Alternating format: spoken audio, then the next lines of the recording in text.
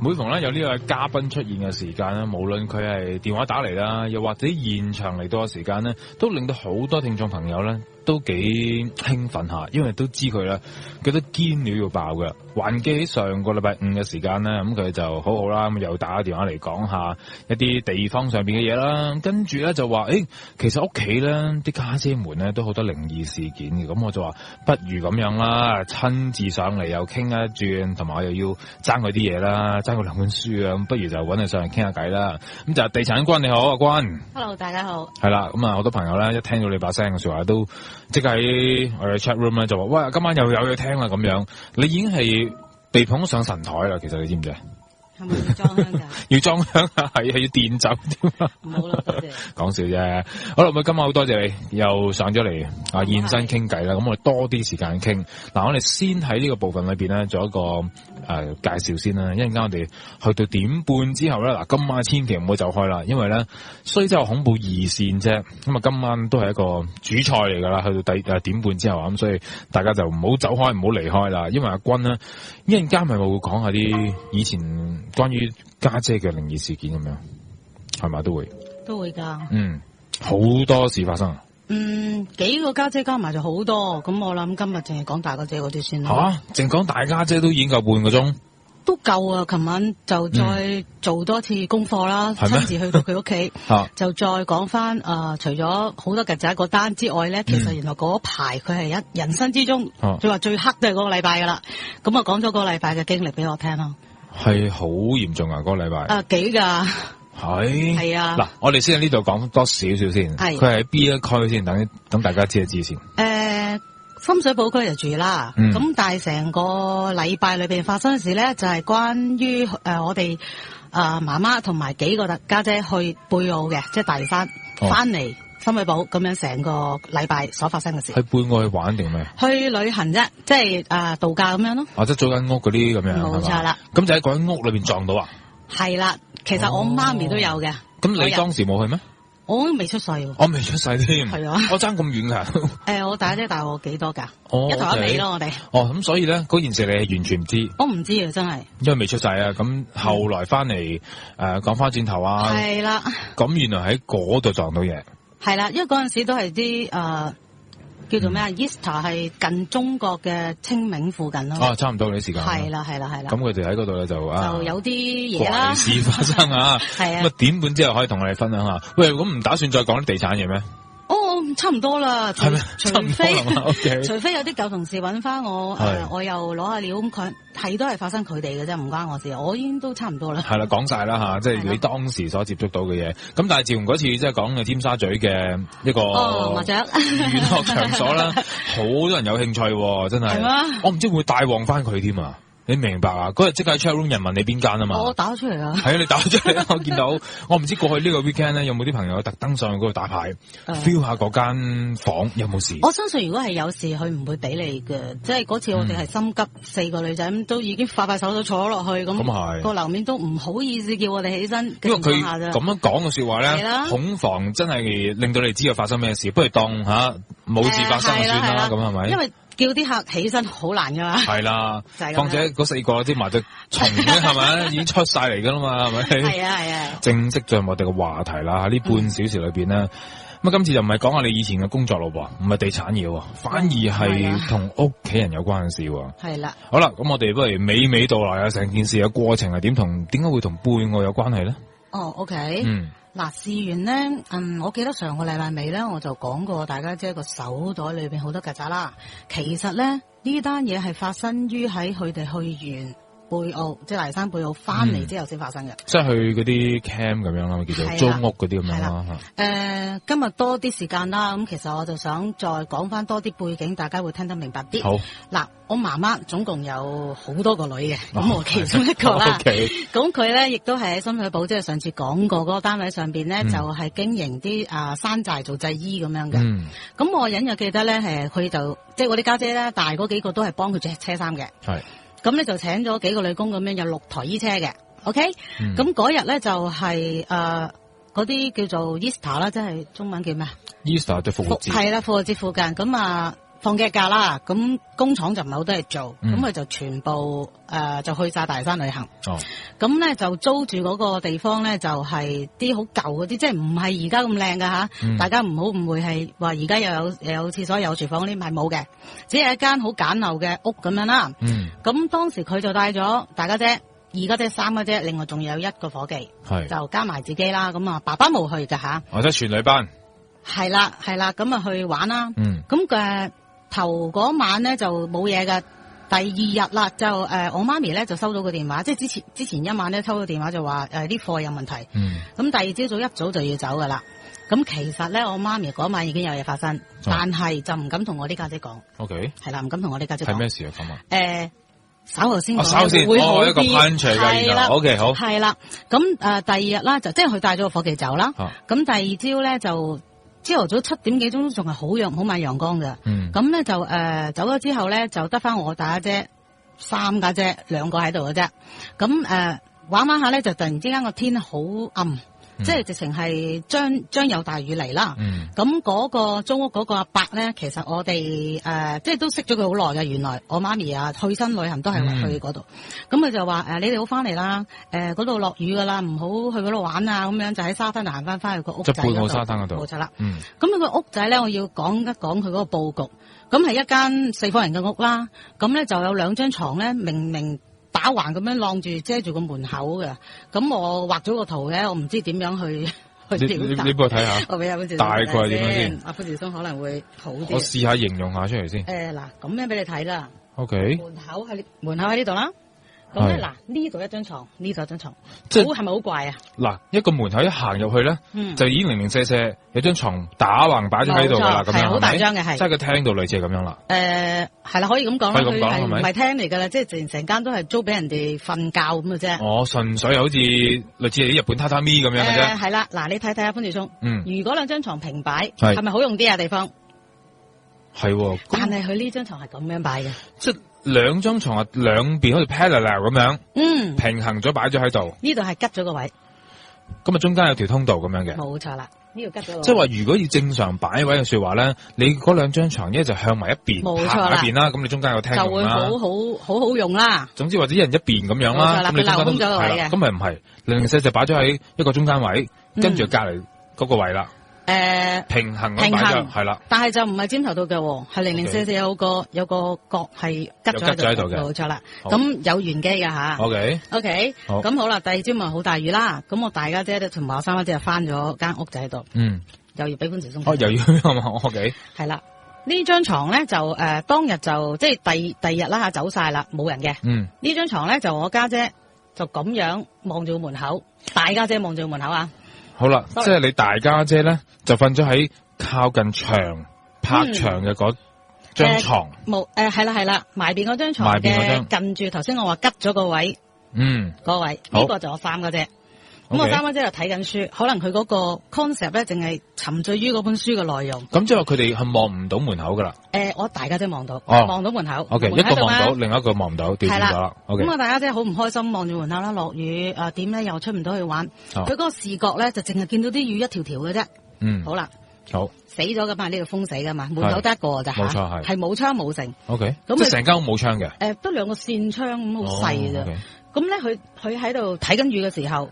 呢度咧突然之間咧有一個着住大襟衫嘅女仔，一睇嗰個碌咧，即係睇唔到個樣嘅，淨係見到，因為好近個距離，一嚟就嚟咁樣行過，就見到佢有少少身形嘅，應該就係14、15歲嘅啲後生女。咁佢嗰陣時唔驚，佢淨係諗會唔會有賊咧？即係諗下，邊個嚟嘅咧？好啦，行過咗佢哋張床啦，已經冇就我三嗰隻唔知。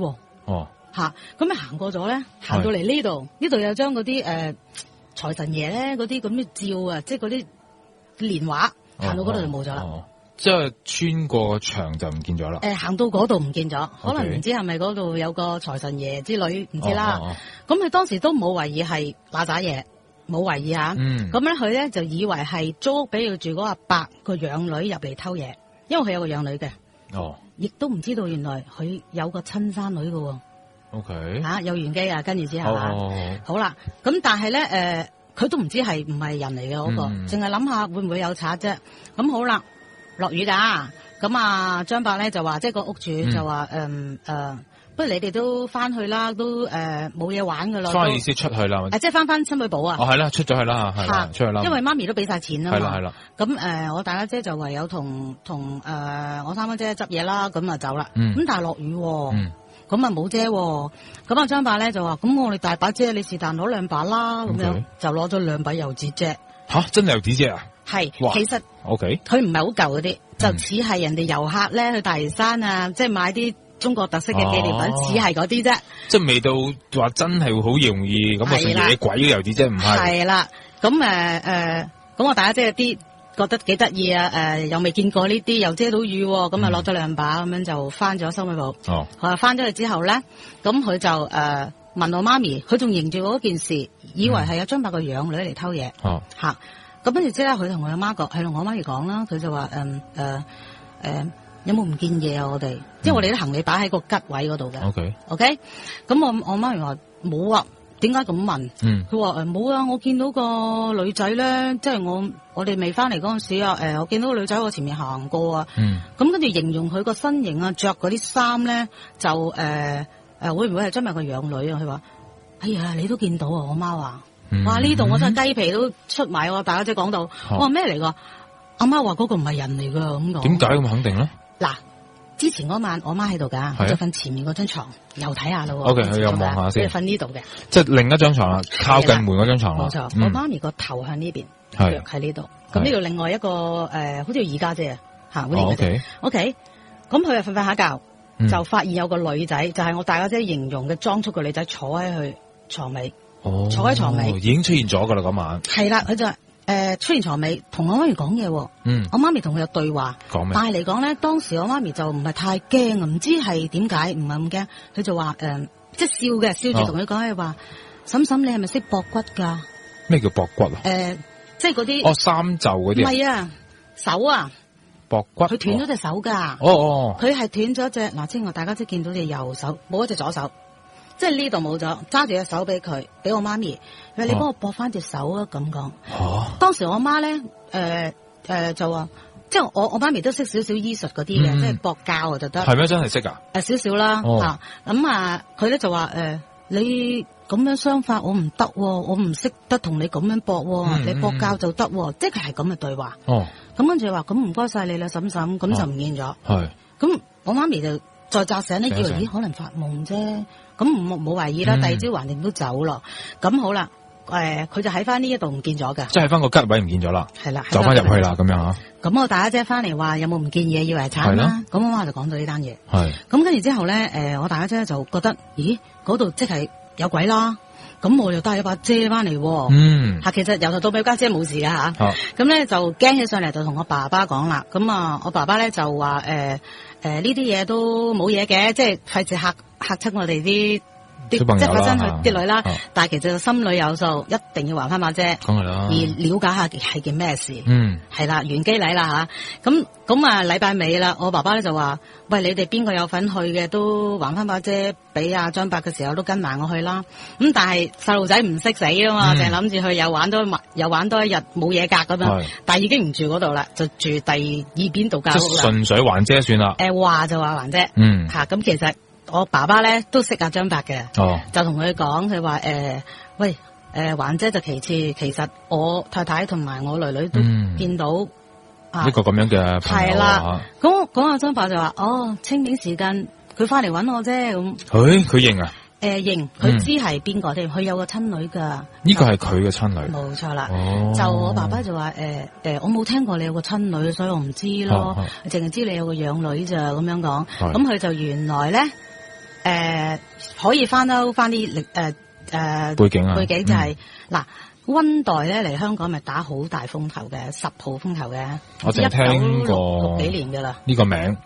咁就係溫黛嚟打風嘅時候，佢嗰陣時呢間屋仔咧就再起過噶啦。舊屋咧就有打個山泥傾瀉就落咗嚿石頭，佢個女啱啱喺嗰度位喺嗰度俾個石頭砸住咗，砸住隻手失救咁死噶。真係咁樣，原來係啦，佢話翻親嚟都落大雨嘅，即係話呢個女仔一翻親嚟就會落雨噶啦。落雨。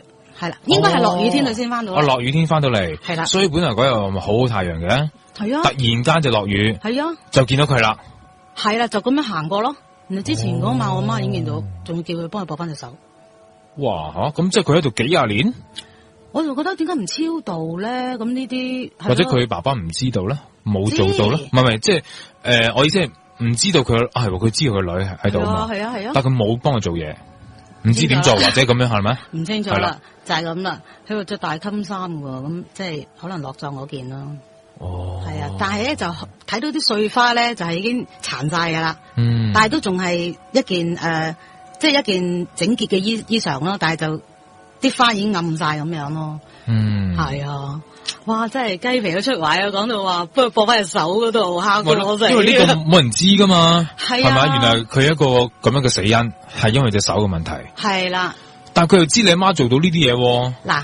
咁又講下啦，即係我媽咪咧後生嗰陣時未嫁嗰陣時咧，就係戲班裏邊做嗰啲即係學過下中粵劇嘅，咁成日都會跌損教啊，咁啲師傅都會教佢自己駁下咁咯。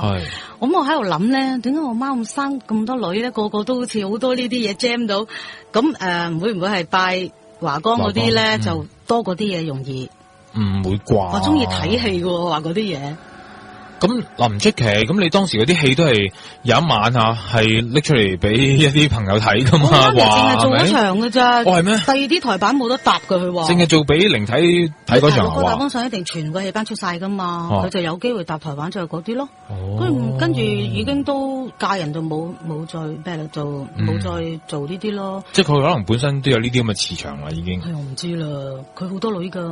我係第6個啦，係咩？係啊。OK， 嗱呢件事就引發到話你哋見到嗰個張伯嘅親生女啦，係啦，係咪出現啫？咁但係冇關係噶，佢又冇害你哋，冇事。係啦，我意思即係話我大家即係一生人之中佢最黑就係嗰個禮拜，就係嗰個禮拜啦。係啊，之後就見到即係自己瞓嗰間房就見到嗰個影，好似盞燈咁慢慢着，即係啲慳電膽咧，慢慢着咁啊有個樣，跟住佢就鬧佢，係啊，跟住好似慳電膽慢慢熄，即係驚咗佢，係啊。咁嗰隻鬼啦吓，其實可能都知我家姐鬼都唔驚，就最驚曱甴，所以就嚇佢咯，喺個銀包度擺晒曱甴喺度，等佢一打開嘅時候跳晒出嚟咁樣。直情係話哇，我從來未見過咁嘅場面啊！即係好似係萬馬奔騰咁樣飛晒曱甴出嚟。應該就係唔係冇嘢嘅，淨係佢見到嘅啫。咁但係問題嗱，嗰兩把遮已經送翻走啦，咁就冇事。咁即係冇招嘢到翻嚟嘅，其實係嘛？冇事，冇嘅，冇事。即係如果唔係兩把遮，我爸爸都唔會再去多次。亦都唔知道原來個古仔前因後果係咁。喂，咁而家呢間屋仲喺咪度啦？咁多年。張伯嗰間？係啊。我諗張伯都唔喺度啦。我諗佢，因為當時都已經係70幾噶啦。OK。係啊。咁你講呢件事都20幾年前啦，係嘛？係咯，我都未出世啦，應該已經幾廿年前啦。溫代唔知幾時啦，60幾啊？我唔知。唔知啦，真係唔知啦。因為我聽過呢個名。係啊，佢話好犀利噶，打到死好多人啦，香港咁樣咯。我諗60年代頭啦，我應該係未出世咁樣咯。咁嗱，即係話呢間屋唔知仲存唔存在，但係如果存在嘅話咧，我識佢噶，識佢啊，我識佢，因為到我出咗世啦，有去過，都會去嗰度旅行噶嘛。因為我爸爸同佢都已經係好 friend 嘅。咦，咁你去嗰陣時有冇事啊？冇事，係好舊嘅間屋，我冇事，冇事啦，冇事。哦，咁樣咯，哇，唔講我都唔知，原來有個女咁嘅故仔。咁可能佢間屋咁嘅佈局係有原因嘅。係啦，就係避咗嗰度唔想擲住咯。係啦，就等個女可以係出出入入啊，或者係依照翻嗰個嘅設計啊，等佢唔好迷路啊，咁樣可能係。可能係啊，應該係。佢就零舍舍係吉咗嗰度，就唔揾嘢擲住佢嘅，因為可能佢覺得死都已經嘢擲住啦，就唔想死完之後都仍然有嘢擲住咯。呢個我估計啫。嗱，咁如果而家知呢間屋嘅說話咧，你有時間啦。入去睇下，究竟係咩樣啊？變咗間咩屋啊？或者租嗰啲咩？你陪我去啊？冇問題啊，係咪先？如果你仲記得嘅話，我記得嘅，係嘛？嗰度唔係好難揾啫嘛，好容易揾嘅咋。係啊。OK。係咯，近沙灘嗰邊。當靈探咯，係嘛？當去玩下咯。住一晚咁樣有嘛？住一晚就唔好啦，而家咁方便，有車可以去到，唔使搭船。咁啊係，即係純粹入去即係探一探啊，仲 feel 唔 feel 到咁樣係咪？又可以啊，可以我帶你去咯。嗱，呢個就係家姐其中一件事啦，係嘛？係。另外咧，係咪好有興趣想聽心理簿咧？都係噶，講翻啲市區啲啊嘛，真係。OK， 嗱，嗰次我講咗嗰個住嗰個地方啦，係戰後。即係俾炮彈炸完之後就起翻嗰座樓，咁啊而家仲喺度嘅，因為我好多次都會深水埗度買嘢啊，經過都會見到。咁就頭先我講過係開山寨廠㗎啦，就有六七台衣車到啦。咁我二家姐咧，講我二家姐咯，不如我我二家姐咧就係最驚嗰啲嘢，即係好蛇龜個人。咁佢咧夜晚就負責係看住啲，即係唔係看嘅，喺啲喺工場上面嗰度可能繁冇常瞓嘅啫，因為佢中意睇電視，一路睇到最夜瞓嗰個就係佢，咁唔會翻房噶啦，亦都唔會上角仔啊，就瞓咩啫。咁有一晚佢就記得就即係可能要去洗手間啦，醒咗就準備着拖鞋之際唔喐得，係啦，咁死啦唔喐得，會唔會係嗰啲嘢咧？咁樣咁都喺度諗，即刻就諗係嗱喳嘢，跟住之後咧佢就感覺到咧即係。即係南無阿彌陀佛之類啦，咁應該冇事啩咁樣，咁個頭就喐得啦，咁個頭喐得，身體都未喐得，咁佢就周圍望咯，佢望到每台衣車上面都有個人坐喺度。加班啊？唔知啦，佢話哇嚇到佢咧，嚇到佢真係。有冇喐噶？有冇喺度車緊衣啊？冇，咪有摩打聲噶嘛？如果係，未必有聲噶嘛，係咪先？我唔知啦，死啦我有。我記得嗰個佈局係點啊！而家我諗緊每台衣車都有個人坐喺度就驚啦。咁跟住之後咧，佢咪大髀冚個頭，唔敢起身咯。呢個係一個啦。咁二家姐同三家姐咧，試過有晚夜晚打麻雀，又係喺個地方，即係都知係有嘢噶啦，但係人多壯膽就唔會驚啫。就叫埋3樓有個太太落嚟打，咁啊湊夠4隻腳嘅，好似仲有一個係伙計嚟嘅。咁打麻雀啦，咁梗係收下工先正打啦，咁啲收音機啊之類啊嗰啲全部都唔開，咁純粹打，咁打下咧就聽到咧個 speaker 咧，即係啲喇叭啦，就突然傳來一把男人嘅好大聲嘅嘆氣聲，再大聲啲啊，係啊係咁樣講啦，跟住佢哋4個咧就以為淨係自己聽到，就都唔敢出聲，又係好似我嗰隻咁咯，又靜晒咯，4個都靜晒，即係可能4個都 feel 到啦。咁跟住之後咧，有一個忍唔住出聲，你聽唔聽到啊？係啊，我哋都聽到。但係佢哋覺得係一個 speaker 傳出嚟，係冇可能係個 speaker 噶嘛，又冇開收音機冇聲，咁仲打唔打？唔好喐啦，保持現狀，繼續打啦咁樣。跟住3樓個太太話我唔敢翻上去，咁點啊？咁講啊，跟住之後咧話咁打到天光，啲伙計翻嚟就冇事噶啦。咁跟住嗰個 speaker 咧仍然係嘆氣聲咯，即係應該係講嘢嘅，應該唔係淨係嘆氣，但係唔知要講乜咯。即係佢可能想講嘢，但係聽唔到。係啊，其實佢有講嘢嘅，未必聽得到，即係咁樣。嗰個第一把聲就係好大聲，你再嚟講。係咁實啊？會唔會嘈住佢？嘈住佢瞓覺啊？我諗未必啊，我諗佢中意睇打麻雀啩。嗰度成日打牌㗎？加班咪冇咯，加班咪冇咯，即係喺嗰度住埋嘅。我哋其實即係60年代咪好多山寨廠嘅。係前鋪後居咁樣。其實我就唔係喺嗰間屋大㗎，因為我跟我嫲嘅，就變咗喺另外一間屋住嘅。咁你都話嗰度因為即係戰後起嘅屋咁樣啦。係啦。咁亦都唔出奇喎，有啲咁嘅嘢發生。係啊，哇！好彩我而家知道嗰度咁清楚嘅時候，我哋已經搬晒啫。不過深水埗咧，因為舊區啦，好多都係啲即係都係100幾年嘅樓嚟噶啦，有啲都有啊，即係前邊條路有2條柱嗰啲就係戰前噶啦，嗰啲係咯，好舊噶啦嗰度，係咯，睇先仲有冇先係啦，3家姐又有一單講埋啦，好冇？好啦，輪到3家姐喎，咁及仔嗰單有大家姐之後咧，就因為佢都翻工㗎，喺出邊做嘢，就唔係幫我媽車衫嘅，我大家姐。咁有啲能力啦，就喺出邊租嗰間地方住。咁喺邊區？喺荃灣就冇嘢嘅嗰度，或者有嘢我唔知啦吓，遲啲問下佢。咁我3家姐咧就即係發手就搬入去啦，即係搬入去嗰間房。因為唔使瞓角仔啦嘛。咁好啦。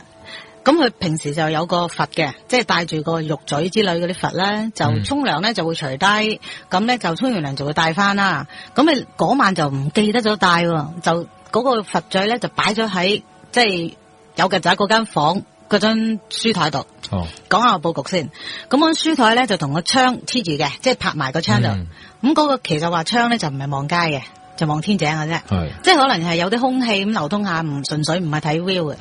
咁個窗就有啲窗花嘅，咁咧就嗰晚咧，我三媽姐瞓下覺，就聽到好似有人傳嚟喺窗口伸隻手入嚟抄嗰個台頭啲嘢，即係咔啦咁樣，係咁抄，咁咪醒咗咧，佢喐得㗎，咁咪望佢都唔知道係嗰啲嘢，咁佢以為係賊啫，咁即係嗰度都擒到上嚟噶嘛，我哋好矮啫嘛，住2樓，咁啊跟住好大聲喝一喝。佢話你做咩啊？搵咩啊？咁樣，咁跟住嗰個人咧就講嘢好慢，男人嚟嘅，佢就話你俾我搵啦，咁佢你搵咩啊？你俾我搵翻個人啦，咁講，咁我家姐咧就以為仲未知道係嗰啲嘢，即係佢都朦朦朧朧咁樣，因為係聽到聲而瞓醒，佢感覺到有人抄緊嘢就喝佢，以為佢係賊。咁你搵咩人啊？佢話佢話你搵咩人啊？我唔見咗個女啊！佢即係嗰啲咁嘅嘢，咁跟住有啲驚啊！我三媽姐，咁咧就佢有佢抄，我三媽姐有三媽姐抄翻個佛嘴啊！諗住佢擺咗喺個台度嘛，即係佢自己知道咩事？係啦，佢自己摸下心口，咦死啦，唔記得咗帶啊！咁諗下係擺咗喺台面，咁啊去搵啦，即係鬥快抄咯。咁跟住嗰個男人咧話你唔好抄散我啲嘢，咁個人咧穿過個窗花，突咗半邊身入嚟。佢見到噶啦，綠色嘅，哎呀，真係好驚！我三姐話咁樣之後我就暈低啦，我乜都唔知啦咁樣。哇！呢單真係好驚。每次我哋啲家姐遇到鬼咧，喺嗰度都會同我家姐同我媽講嘅，原來，但係都。即係又唔會咁易搬啊嘛，即係話當時係嘅，係咪？係啦，又話即係都會話你哋眼花啫，即係咁樣咯。但係佢自己都信係咪？你媽咪？我媽其實係好多料嘅，原來係咩？不過佢而家就唔係咁方便講俾我聽咯，即係佢而家仲喺度，但係就已經係個婆啦，我唔會同佢講翻呢啲嘢噶啦。即係費事撩翻起佢一啲咁樣嘅恐怖回憶係嘛？係啊，我相信佢應該有好多好多。咁佢當時有冇搵啲人嚟睇嗰間屋，或者有冇做過啲乜嘢咁樣啊？嗱，啲家姐成日都見過。我諗聲，佢有冇燒下嘢咁，我唔知啦，真係唔知啊。冇問到呢樣嘢啦。我冇。我相信一定有啲嘢做嘅。係啊，係嘛？應該係。即係啲女都見過啦，佢唔係唔信噶嘛，佢信噶嘛。而家佢哋做生意咧嗰度，咁我諗佢有拜過嘢，我哋唔知嘅。係咯。咁樣咯。因為我見翻啲家姐，佢同我哋講翻咧，佢就話其實即係最陰啊！成日聚咧就係雪櫃嗰個位。其實我諗下，嗰日當時擺雪櫃邊個位咧，就係出邊係坑渠嚟嘅，係好濕嘅嗰度。我記得係佢成日都有嘢噶。但係間屋望唔望到陽光嘅？有冇得滲下入嚟咁樣嘅？有嘅一邊咯。你知啲即係唐樓行樓梯嗰啲咧啦嘛。佢係開陽嘅，即係佢係南春街啦。咁你上我講過一梯火噶嘛，後邊後巷就係天井啫嘛，前邊係望街嘅，都好開陽噶。即係唔照計話咁陰嘅，唔照計咁陰咯，但係就係得一邊光線入嘅啫。咁樣咯。不過都可能因為個樓齡嘅關係啦，可能個古仔係啦，嗰個背景關係係啊，即係有啲朋友就依然就留咗喺度都唔出奇。係咯，因為如果咁樣死法都應該係枉死啦，就應該都幾多冤魂咯咁樣。嗱，我三媽姐嫁咗去隔離嘅咋，就隔離嗰座樓嘅咋。係當時都即係同而家個先生都係嗰個啦，但係當時佢就嫁咗個隔離嘅啫。隔離我咪講過戰前嘅，咁佢哋比較有錢嘅嗰家人，佢就係成座都係佢哋嘅。咁一樓啊，地下1樓、2樓、3樓咁樣都係佢哋啦。咁嫁過去之後，我三媽姐就負責即係叫一房啦，就住3樓。即係成個3樓都係佢哋噶啦，3樓再上咧就係有條樓梯就係上佢哋個天棚。咁有一次咧我姐夫啊三姐夫啊，即係講開嘛，咁佢又打把嘴嚟講佢話，我都見過阿伯着唐裝嘅落嚟溜我捉棋啦咁講，係啊，佢話當時我都唔知，以為我爸爸啲朋友係啊，因為佢哋做賣布嗰啲咧，咁有好多生意上嘅人，佢係唔認得咁多啊，佢就見到佢着唐裝就以為係佢爸爸啲 friend， 就喺天台走落嚟啊，慢慢咁樣行落嚟咯，但好似人咁嘅啫。但問題係天台係佢哋天台嚟噶嘛，冇錯啦。再諗下點解搵我捉棋，佢仲話我爸爸喺樓下，你落去啦咁。咁佢就真係知道落樓下嗰度樓梯喺邊，落到下邊就諗下，咦，係點解佢喺邊度嚟嘅咧？咁啊，知道係嗰啲嘢咯。咁即係而家都有啊間屋。兩座樓都係仲喺度嘅而家。呢件事幾耐之前先？呢件事我三媽姐啱啱嫁過去冇耐，我都好耐啦，都首先都30幾年前噶啦。唔係，即係發生呢件事。即係捉棋啊嘛。係啦，捉棋時。係啦，30幾年前噶啦。30幾年前。係啊。佢當時因為佢都住喺嗰度，即係佢後生嘅時候見過呢件事。係啦，因為我嗰晚咧，打俾你嗰晚，我咪話唔嚟得宵夜食，我去咗做東嘅。嗰日見晒咁多人啊嘛。就問料啦，原來。係啊，講開就講噶啦，佢哋。係噶，因為大家就好興奮添係嘛。係啊。但仲喺嗰個地方講緊係嘛？唔係係咪喺嗰度講噶？定係出街講噶？唔係，嗰晚即係就係喺食飯嗰度講咯。但係我琴日就專程去多一次我大家姐屋企，再攞實少少背後嗰個 case 咯，就係咁樣咯。喂，咁但係嗱，你自己做開地產啦，咁深水埗有冇聽啊？呢啲 friend 啊，認識到啲人講，嗰度係咪真係有好多呢啲咁樣嘅怪事啊？深水埗咧，據我所認識嗰啲，就算係做個區咧，都係賣新樓多，即係舊樓佢哋唔即係懶得去做。咁啊係。我咪講過舊樓好多嘢跟嘅，即係唔係講靈異嘢啊？有啲契啊，嗰啲咩係咪？好厚噶嘛，係啊，即係費事跟呢啲又咩咯？又唔係話真係冇新樓做，同埋又可能100幾廿萬嗰啲樓嚟噶嘛，可能幾廿萬都有，咁即係律師樓都係做啊，又冇即係咯，費鬼事做咯咁樣。但係如果深水埗咧，應該都拆晒咁滯噶啦，而家青山道一帶嗰啲都已經冇人住啊，已經冇晒就等拆咯。不過而家好多新樓，慢慢一棟一棟嗰啲單棟式咧，就喺深水埗出現嘅。而家係好多呢啲。最近好似都有一等又話開賣添，唔知點樣嘅話。有靈異嘢。冇，我就話新樓啫，即係有啲開賣啦咁樣。咁好啦，如果真係有啲朋友諗住可能深水埗個地段咧，相對都較其他地區可能平少少啊咁樣，但係想住新樓嘛係咪？你建唔建議咧？嗱，因為都係重建嘅啫，有冇事咧？嗱，呢個真係唔知啦，好難講啊，真係。如果真係驚得咁交關咧，就搵啲屋苑多啲火數嘅住咯，人氣多啲，冇咁驚咯。同火數有冇關係先？咁啊係火數多，都未必有關係。咁啊係，咁啊係麻煩。係咪啊？你以前講嗰啲都好多火數噶啦，我諗係個地方都係。填海會好啲咯，係嘛？乾淨啲咯。似係。係咯，似係係咯，嗱，睇先，荔園嗰個位而家起咗嗰度咧，都好似唔係好乾淨。我有個 friend 就住嗰邊。荔園舊荔園咧，而家有唔知乜乜天咁個3個字㗎。唔係曼克頓山，唔係曼克。唔係荔園係喺荔枝角㗎，即係深水埗尾荔枝角啊。OK，嗰度啊，你唔熟？九龍唔係太熟嗰邊，太熟，已經唔係。嗰個不過就佢就話成日聽到啲打字機聲咯，但係而家點會有打字機嘅啫？住宅嚟嘅喎，咁但係我諗以前荔園嚟嘅喎，咁唔會有啊，最多都係動物園嗰度有啲大笨象聲嘅啫，即係我咁講啊。我講下嘅啫，我又聽到啲打字機咁嗰啲聲咯，就係咁樣咯。OK，嗱咁係咪即係同嗰個地方有關咧？真係唔知，比較有可能性地可能會係咁樣啫。問下街哥咯。係啦，可能係有關係啊。咁究竟係咪好似阿君所講，如果填海比較好啲咧咁樣？我諗要問下師傅。嗱，真係唔知。我自己覺得乾淨啲啫。我亦都聽過咧，就話有時填海咧，嗰啲沙啊、嗰啲土啊、啲泥啊、嗰啲木啊，可能係嚟自一啲咧。係。係嘛？有啲甚至乎亦都可以係唔乾淨嘅地方運咗過嚟，跟住就興建咗嗰間大廈啦，咁即係要有錢都會有嘅。咁係自己心安理得辦先咯。即係有時好難避，我覺得，即係睇你嘅時運上面。唔驚得咁多噶啦，真係唔驚得咁多噶。最緊要自己心安理得，係啦，係嘛，就最緊要係咁嘅啫。係啦，咁樣啦。好啦，喂，咁啊，今晚又唔該晒阿君啦。講多講嘛？喂，仲有啊？你，我又醒起啦。好啊，你。講開大家姐咧，咁我大姐夫又搭嘴嗰日。OK。咁佢講翻佢爸嗱，佢咧其實。爹哋啦，即係我大家姐個老爺啦，咁就係幫水務局做嘢做咗好多年噶啦，咁就去駐守上水近文錦道嗰個叫做即係東江水嗰個位啊，咁佢哋可能即係機件會有一個係爐咧，就要成日有啲水要擺落去，即係令到佢唔好乾嘅，即係嗰個機件就要24小時搵人睇住。咁嗰晚佢就在翻嘢，可能有啲唔係好精神，唔係好舒服啦，咁就。中下就瞓着咗，咁但係咧佢就聽到有把聲就話：喂，起身啊，水滾啊，乾啊就嚟，快啲加水啦！都未醒，跟住直情聽到以為發夢啫，跟住就直情係有人拍佢膊頭，起身啊，燒乾水啦，咁佢就醒啦，咁望下，哇，真係燒乾咁滯，即刻加翻水，係啦，咁呢個應該係好嘅，係啊，咁咁多年咧。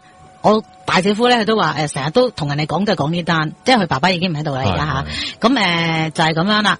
懷疑就係以前喺嗰度駐守佢個位嘅一啲前輩，可能未必識路佢係啦，未必會喺嗰度唔喺度。但係就你知啲人好忠於自己份工作咧，都會咁噶嘛。冇錯，就係咁。而家嗰個仲有個地方係，即係仲有嗰個艇仔喺度做嘢㗎，係啊，近敏感度㗎，佢話。咁我相信咧，你頭先所提供或者去猜測嗰樣嘢係啱嘅。好多時都會有啲可能係有公職㗎啦，佢哋離開咗之後咧，佢哋依然係中意係呢一份工，佢覺得自己仲要喺呢一度嘅咁樣，於是就唔肯走咯。會㗎，好多。可能啲警察朋友都有啲咁嘅事件，喂，起身啦，夠鐘啦，當班啊，唔好再瞓啦，嗰啲咁樣啦，係咯，有嘅，救咗佢一命咯，係噶，會啊，係咯就。其實有兩單嘢咧，葵涌道嘅關於就。葵涌道。係啊，咁就，但係我唔知佢有冇連帶嘅關係咧。OK。咁大概喺12月頭到啦。係。咁我咧就，因為我每逢放工咧，我就大概6:05到咁我落街，咁就會。搭小巴或者係我去搭巴士咧，234X 咧就會翻尖沙咀。係，咁咧我就好多時咧去到葵涌道大概接近美孚嗰一段咧，咁中間咪有個嗰啲駁啦，即係隔開兩邊馬路嗰個駁。OK，咁我咧就經常都見到有一個着皮衫嘅男人。喺上高咧行，係向葵涌方向嘅，即係入葵涌嗰邊。咁如是者咧，我見到佢3-4次喺2個禮拜度咯。喂，但係嗰度已經係高速嘅喎，嗰段。係啊，嗰段係高速嘅，應該就唔會有人嘅。冇可能嘅嗰度。係啊，係冇可能嘅。咁我就見到，即係佢咧就行去向葵涌方向行嘅。唔係，你話佢行上個駁度，還是喺個駁嗰度行嘅，直情係。喺個駁度行，個駁都唔會好闊嘅啫。唔係，嗰個駁好闊，好闊㗎，口都好闊嘅，都有就有幾尺位啊咩成。即係行到嘅。行到嘅。OK。咁如是即係見咗佢幾次啦。咁但係咧我每一次見到佢，即係當我放工見到佢嗰陣時咧，因為嗰架車喺嗰度咧幾高速咁過啊。咁但係咧每一次我見到佢嗰個位置咧，都係向前咗嘅，大概每一次。可以話前咗20-30公尺度咯，都見到嗰個人。你話你放工6點零嘅啫喎？係啊，啱先得。係咯，啱。咁應該好多人會見到嘅，我諗除咗你之外。但喺車度我就唔係好覺啲人咧有反應咯。咁而且咧，咁到大概我好似記得係10零號度咯。你唔記得有一單電單車司機嘅意外咧？連個頭盔都好似，即係話個頭咧係爆咗死咗嘅。喺葵涌道朝頭早嚟嘅，係咪好早定咩？好早嘅，但係朝頭早我諗8點鐘左緊咯。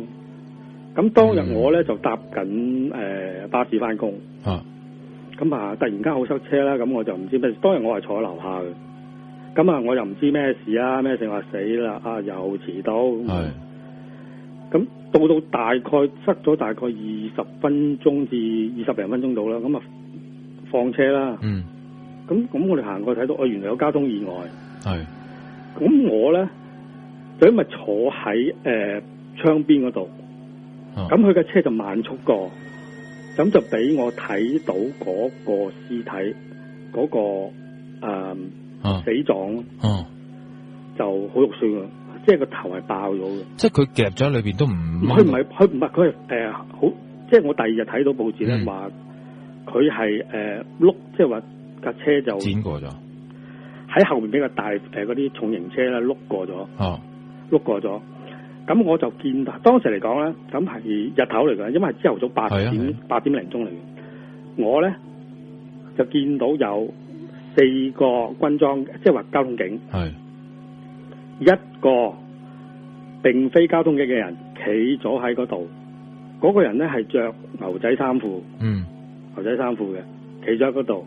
耷低頭望住個屍體嘅，但係當時咧已經有嗰啲差人咧係用嗰個好似嗰啲膨脹咧就冚住咗個屍體嘅，冚咗個屍體。咁但係咧我哋睇到地下咧仲有好多，即係好多血跡啊咩成，因為架車啱啱放車嗰陣時過嗰陣時咧，就俾我睇到嗰啲嘢咧，我係好即係我隔離應該點喺前邊啦，嗰啲睇到嗰啲人咧，竟然有個女人咧一望到咧即刻嘔啊！哦，哇，睇到咁清楚。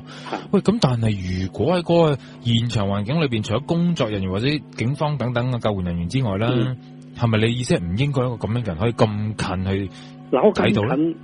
就睇到一樣嘢，諗起咧，我又醒起一樣嘢就係話，冇乜可能會有普通人行落去望嘅。會唔會嗰啲便衣嗰啲咁樣啦？我有諗過係便衣啊。咁到第二日，我睇報紙啦。咁我又望埋去，咦？即係報紙嗰度影咗嗰個屍體，即係下身啦，即係揞住咗個頭啦，間揞住咗個頭啦。係牛仔褲、牛仔衫。嗱，一樣啊，呢樣第一樣啦。咦？你覺得係佢嚟嘅？其實係個死者嚟嘅。其實我隻眼咧就好多嘢都睇到，即係我都打晒出嚟話過俾你聽，即係我眼就神神怪怪、神似貓時，睇到咁嘢㗎。咁呢單嘢之後，到我放工啊，即係大概過咗聖誕之前到咯，就大概係接近20號左近咯，即係20號左近。咁我咧就放工嗰陣時咧，架車就向翻尖沙咀方向走啦。我試過坐巴士嘅下層，同埋坐小巴，我都見到同一個人，同一個人。雖然我見唔到佢塊面，睇唔到佢樣，因為車速快。喺個膊，佢都係有喺個膊嗰度。佢咧有時就企喺度，有時咧就係步行緊嘅。我睇到佢係行緊嘅，向尖沙咀方向行緊。咁佢啲衫褲咧，係翻嗰個人嚟嘅，都係嗰個人，係嗰個人嚟嘅，係嗰個人嚟嘅。咁我就見佢咁行法，如是者我見到佢幾日嘅。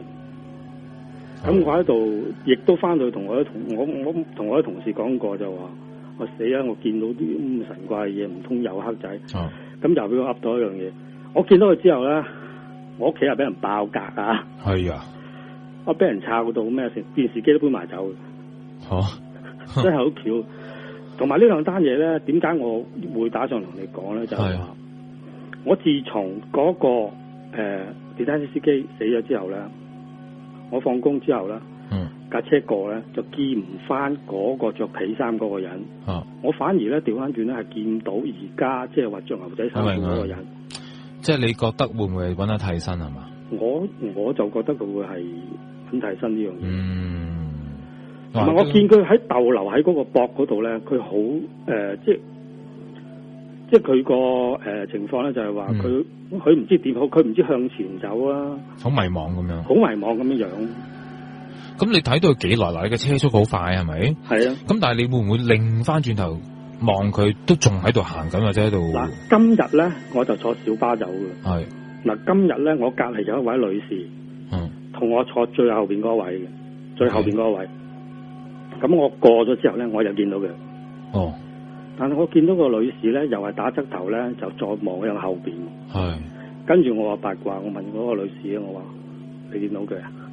咁佢話係啊，有個男人啊嘛咁。跟住前邊嗰個人咧就擰轉頭。即係我前面聽到你講嘢咁好似。擰轉頭，佢就話俾我聽話咩事啊？咁我哋話我見到個人，企喺葵涌道兩邊馬路中間嗰個膊嗰度行緊。咁佢話冇啊。跟住我又唔出聲，我跟住同嗰個女士講，你見過幾多次？佢話俾我聽咧，見過2次。Okay. 我頭尾咧見過3次，即係連埋嗰次以外咧，我見過4次嘅。佢啲服裝係一模一樣。哇！咁就係講緊呢排嘅事嚟噶嘛？啱啱發生冇幾耐啊。喂，咁但係有冇留意翻佢屋企人有冇做翻啲路祭咧？我好似應該都有噶嘛？電視度曾經睇過佢屋企人喺嗰度拜，插即係拜神啊之類嗰啲咁嘅嘢啦。咁但係咧，即係我話想提一提醒佢哋屋企人咯，究竟有冇帶走佢？係啦，我就即係提出呢個問題，就係話有冇去即係令到佢知道自己死咗咧？因為可能真係佢唔知噶嘛，其實有機會，佢有機會唔知咯。係啊，因為我即係話我隻眼見到係咁嘅嘢。咁亦都即係話今日係因為隔離嗰位女士係啦，俾到個反應打側個頭，我望一望佢，但係前面嗰人係睇唔到喎。咁唔出奇，有啲人真係睇唔到，係嘛？咁但係我側邊嗰位女士佢都話見到佢2次，係都係牛仔衫褲嚟。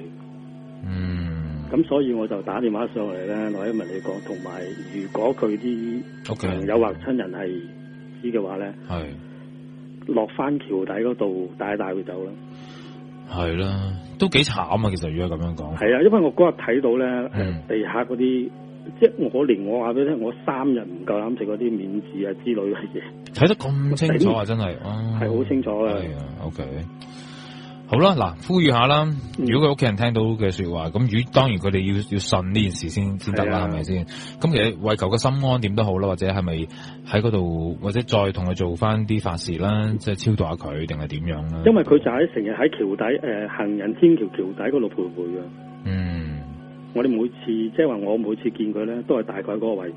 我諗其實咧，唔單止係你嗰個時間噶啦，即係應該佢全日24小時都應該喺嗰度徘徊噶啦，因為佢冇時間觀念嘅分噶嘛，只不過佢唔知道自己死咗，咁咪常常都喺嗰啲時間出現。因為嗰日朝頭早比較奇怪咧，就係話當意外嗰日咧，即係冇可能有一個變裝嘅人會同一啲係企埋一齊啊，企埋一齊，同埋佢望住個屍體唔喐，企咗喺度。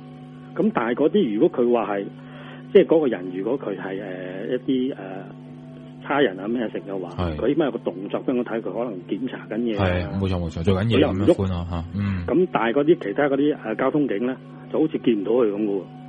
繼續喺度做緊嘢，叫啲即係行啊嗰啲咁嘅嘢。呢個唔出奇，其實即係咁突然嘅意外咧，自己係會有即係有聽翻啲人講啦嚇，即係有啲可能即係死過翻生啊，或者有啲有靈魂出竅嘅經驗嘅人啦嚇，出體經驗嘅人啦，瀕死邊緣嘅時候有啲咁樣嘅經驗噶嘛。係會睇翻到自己俾人救緊咁樣噶嘛？唔係，因為我以前都曾經俾個電話上嚟，我曾經即係話我都試過，即係話一啲交通意外咧，我個心臟係停止過10秒8秒嗰啲咁嘅嘢。係，即係我都見到，即係話曾經即係心臟停止咗之後啊，咁啲醫生啊咩成日話，甚至係我朋友話俾我聽，同埋我自己嗰段期間，我即係半夢半好似發夢咁嘅情況，嗰段嗰個情況嘅話，係即係好得意咯，即係話有啲光暗啊嘛，半光半暗嘅地方啊之類咁嘅嘢，同埋見到我啲親人啊之類咁嘅嘢，係啦，而係有啲咁嘅事。係啦，對照翻係真係幫你做過啲咁嘅嘢咁樣噶嘛，係咪？感覺上邊係咪？好，呢個係第一件事係嘛？吓 ，OK，你係咪仲有一件事啊？仲有一件事咧，就係呢個係我聽到尖沙咀一個垃圾房嘅垃圾阿姐咧，同我講嘅。就比較短啲啦。OK，佢大概喺2晚前啦。咁咧就佢哋通常咧，嗰個垃圾房咧收垃圾咧，收完之後咧，咁夜晚咧就會閂門。佢哋係朝頭早先至通常啲垃圾鋪啊咩成咧就好晒垃圾就去垃圾車咧裝走去。咁前晚咧，佢哋話俾我就聽過一段嘅咧，就係話有個垃圾車咧夜晚入去。唔知係話攞，即係可能攞翻啲佢哋執到嘅垃圾，佢哋擺咗嗰啲櫃啊咩擺埋一邊咧嘅。佢話入到去咧，就見到一個人，咁咧就喺度佢有缸魚喺度嘅。缸魚啊？有缸魚喺入邊。佢見到有個人咧喺度睇緊啲魚。咁佢缸魚係真係佢哋自己養嘅。係佢喺垃圾房入邊嘅。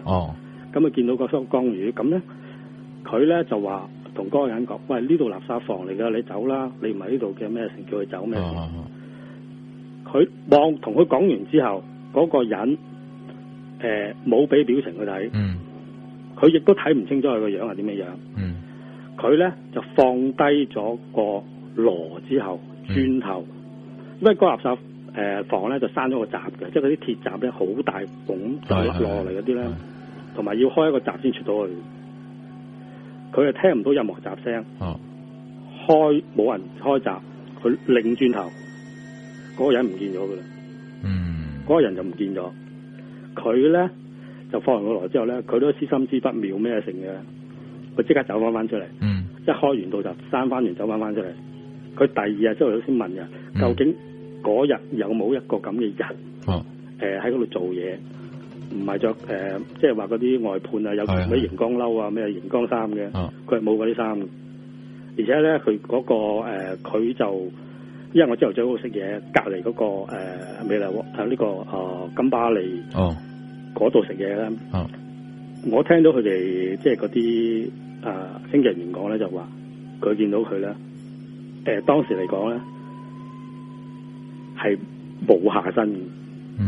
佢一轉頭咧就已經唔見咗佢。咁嗰度係近邊度㗎？嗰個街市？其實嗰個街市就喺金巴利酒店後邊有個 Junior 嘅食嘢嘅地方。咁佢咧嗰個垃圾房咧就喺隔離嚟嘅。哦，垃圾房嘅事件係比較少聽啲喎。係啊，嗰個人係佢喺度睇緊，佢話係睇緊江魚，而且係咧就見唔到佢個樣，但係肯定咧係一個人嚟嘅。咁佢都係過路欣賞下江魚啫，即係佢覺得奇怪，點解垃圾房會有人養魚咧？可能會咁樣，會唔會咧？其實嗰度咧，以前咧我都聽到佢哋講，即係有啲即係不可思議嘅物體㗎啦。係咩？有人夜晚咧，喺嗰度咧，垃圾房嗰度下低嗰啲污水啊咩剩咧，有時候啲積啊咩剩喺度嘅，佢哋無厘頭朝頭早好多腳印喺度嘅。係啊。好啊，睇下呢個地方啊，有冇再有啲資料再分享下先。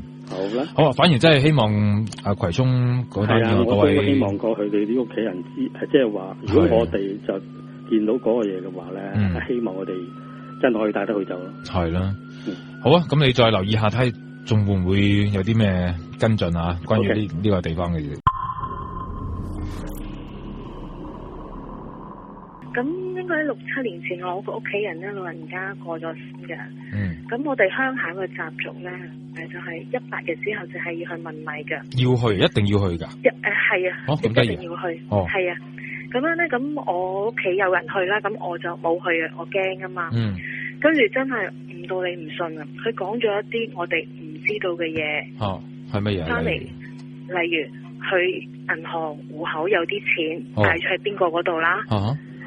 我一路以嚟嘅生果金都冇攞過出嚟嘅，就擺咗喺邊個女嗰度啦。你去問佢攞翻啦。叫佢攞出嚟做啲乜嘢啊？咁樣即係佢會講咗好多因為佢走得好急啊，佢好多冇交代低嘅嘢，真係講晒出嚟咯。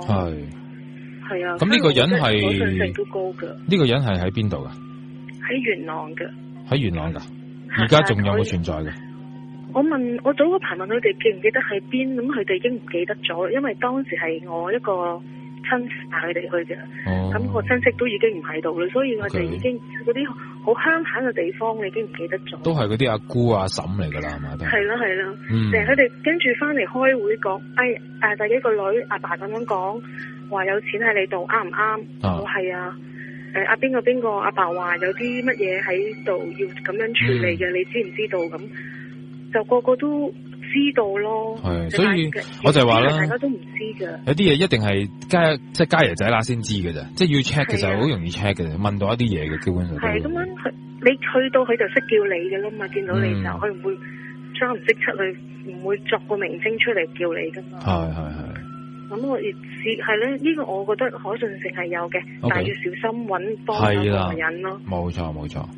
好，你想講埋關於嗰間中學？將軍澳係啊，咁我就唔知係咪同一間，不過我早嗰排接咗 case 咧，就係喺將軍澳山邊一間中學嘅。係。咁有個細路仔咧，一日上下堂，就突然之間喺度慢咁喺度講嘢。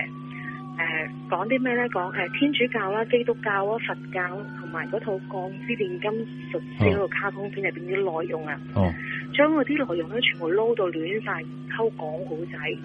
咁學校見到佢咁樣咧，就覺得哇，唔知點算，就報警嘅。咁就報警？點解要報警？因為係停唔到佢啊。佢不停咁樣講，神志有啲唔清醒咁樣。係啦，係不停咁樣講嘢啦，但係係好開心噶，講得，不停喺度講故仔，咁通知佢屋企人啦。咁其實我諗佢當時屋企人到咗都唔知點算嘅，都係選擇入咗醫院先，知佢係咪個腦有事，即係唔係平時個佢嚟嘅啦，已經停唔到嘅，不停喺度講嘅。係不停喺度講嘅。哦。咁跟住咁佢屋企人，其中一個屋企人咧就揾咗我哋去幫手啦。係。咁我哋當時去到嗰陣時咧，嗱，我講少少先，因為 J.S. 本身都有啲神壇係跟開嘅，咁亦都有啲法力啊咁樣啦，係咪？係啦，咁有啲朋友可能未唔清楚噶嘛。OK。嚇。嗯。咁啊上到去啦，咁佢又真係不停講嘢啦。佢又講咩咧？我係天主教派嚟打呢對付呢個基督教噶。即係講好多呢啲關於宗教方面嘅嘢喎。嗯。咁佢屋企人，佢爸爸就話俾我聽，佢平時咧一翻屋企咧就係入房打電腦食飯行出嚟，即係一般時下清潔唔同屋企人講嘢嗰啲嚟嘅。呢2-3日講嘅嘢咧，等於佢哋等於個細路仔平時成年講嘅嘢。我哋上咗1個鐘頭，佢講咗1個鐘頭，全部都係講啲關於宗教嘅嘢，同埋嗰啲好神化嘅嘢。咁好啦，咁我哋幫佢處理咗啦。你覺得係咩？即係處理都揾一個方法處理㗎嘛？因為我哋知道係有一個女人喺佢身邊。check 到一個女人喺身邊。check 到一個女人喺身邊擾亂佢嘅思想。好啦，咁佢搞完之後咧。咁因為佢父母控制唔到佢啊，咁咧就因為要翻工啊嘛，就將佢呢幾日咧都將佢帶佢去嫲嫲嗰度。係。咁我哋走咗之後，佢又將佢諗住將佢喺將軍澳啊送去翻去嫲嫲嗰度啦，但係嫲嫲住天水圍，咁個路程好長嘅。係。咁但係佢哋都要搭的士嘅，因為冇辦法，因為驚控制唔到個仔，突然間喺條街度做啲乜嘢。但係點知真係出事啦，個仔喺個的士嗰度，突然之間衝我落車。吓？自己開道門咁樣衝落？自己開咗道門，衝咗落車係咁走，跟住佢哋好辛苦先至追得到佢。跟住又係驚，因為其實都係，因為佢上次喺海入醫院咧，醫生已經寫咗字俾佢去精神科噶啦。咁跟住追佢好辛苦，佢嗰日佢阿嫲同佢爸爸一齊追佢咁樣捉住佢，跟住就再送佢入醫院。即係就算佢哋當時諗住，如果入到醫院，醫生同佢打啲鎮靜劑都可能會好啲啊。係啊，即係等佢唔好咁癲啊。咁跟住佢打電話俾我哋話點啊，咁點啊？佢突然之間變成咁。但係根據我哋嘅經驗咧，好多時當我哋幫佢哋做完嘢之後咧，都會有少少特別啲嘅現狀出現嘅，即係可能會更加差咗，或者會暈低啊，或者會失去常識一陣間嘅。咁通常2日之後就冇事。咁後尾問翻點解我哋睇下點解個細路仔講啲嘢咁怪咧？跟住佢爸爸同我哋講，因為嗰個細路仔嘅媽媽咧，啲宗教信仰咧就好複雜嘅。呢2年咧就好迷天主教，跟住過2年咧就好迷基督教，跟住過2年咧就好迷呢個佛教。咁屋企咪一屋神像？係講到神像仲恐怖，陣間可以話佢哋。咁因為佢媽媽咧就每一次一個新嘅宗教咧都帶小朋友一齊翻去。咁個細路仔咧收咗好多呢啲咁嘅資訊啊！當佢俾人擾亂嗰陣時咧，佢就將嗰啲咁多個宗教嘅嘢咧，全部都埋晒一齊。係啊，咁但係我哋上到啲細路仔好精靈㗎喎，不停講嘢啊。咁但係你話佢係受到一個女人嘅滋擾㗎嘛？係啊。係啦，咁呢個女人又同本身屋企咁多宗教信仰有冇關係嘅咧？我哋就覺得呢個女人仔去學校度帶翻嚟嘅。但係我哋見到一樣好過分嘅嘢咧，就係咁我哋佢講得好亂下，咁我哋問佢呢張凳，咁我哋要搵啲地方做嘢，有冇可以彈到？問佢呢張凳可唔可以坐，入邊係啲咩嚟㗎？咁樣佢打開有啲凳好似梳化咁，打開入邊其實係一個櫃嚟。入邊全部都係神像同埋神主牌。哇！我問佢做咩擺喺度啊？佢話之前隔籬即係另外一間屋，阿媽間屋裝修，咁就唔知喺邊就搬咗嚟我屋企，咁就擺咗喺張凳度。我話咁你哋張凳攞嚟坐噶？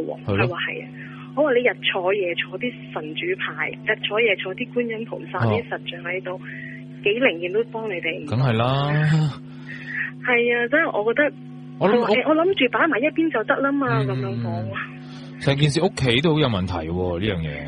係啊，佢屋企本身有問題啦，嗰個風水亦都係一個好大嘅問題啦，真係。係。即係好多樣嘢加埋啦。咁結果你小朋友點啊？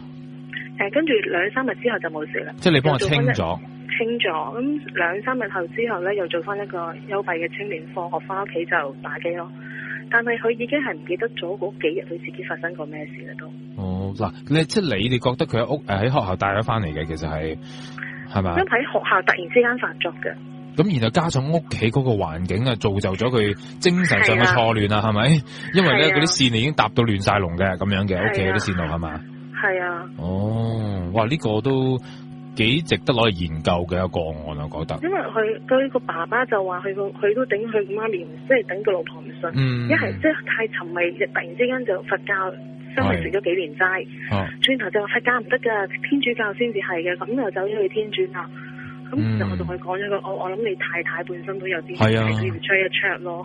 係啊，即係個精神上邊嘛，係嘛，都係。係啊，冇錯，係，即係好少人會係咁樣咁癲噶嘛，係咪啊？係啊。OK。